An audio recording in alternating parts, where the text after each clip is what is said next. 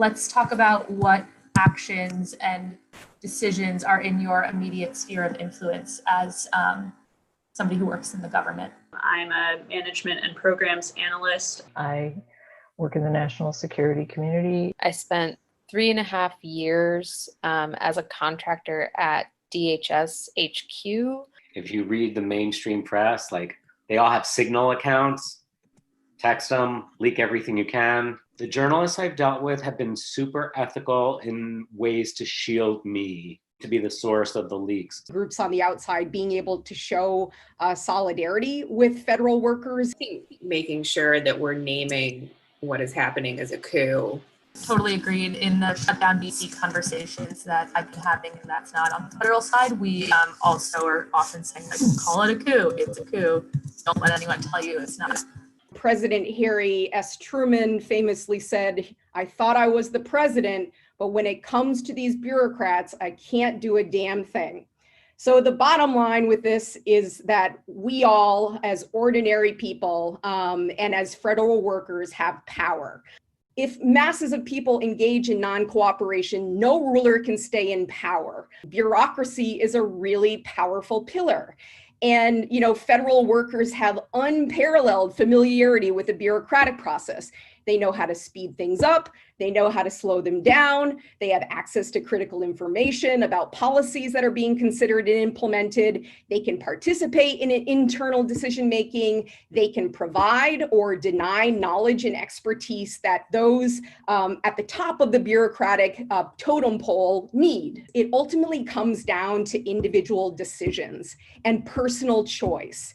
Deciding what to do or what not to do is a very personal decision. It's based on context. It's based on your rank, on your tolerance for risk, on your preparation, and frankly, where you sit in the federal bureaucracy. And we're talking about the range of different tactics.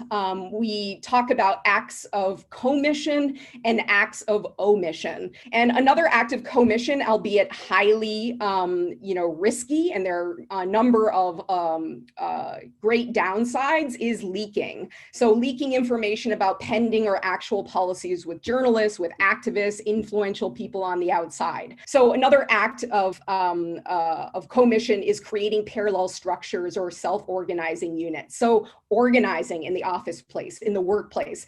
As an attorney in the federal government, I am finding the chat suggestions very interesting, and I just do want to remind people that we lose our status as federal employees if we strike. And there's been a little conversation going on here, for example, about Black Lives Matter and how that is an example of a nonpartisan political statement. I guess that's been previously litigated, but whether or not you do a misdemeanor or an infraction on federal property or on public property really doesn't affect most of the jobs that you would be considered for, just as a sideline note. Yeah, as an attorney, I think we're highly, that's one of the things we have to be careful about.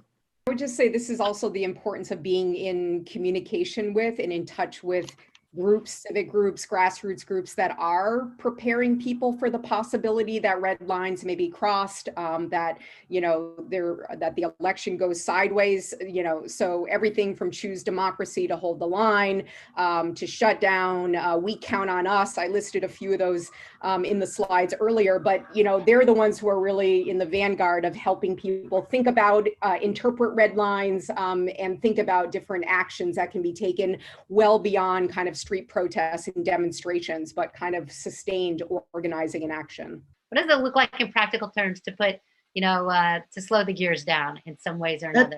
At the Department of Labor, it takes the form of several rounds of the cost-benefit analysis for a new regulation. And when people were cheating on the numbers, a copy of that draft got leaked to the Daily Labor Report, and it got published and it got sent to a congressperson. And the Office of Inspector General opened an investigation on who was cheating on the numbers.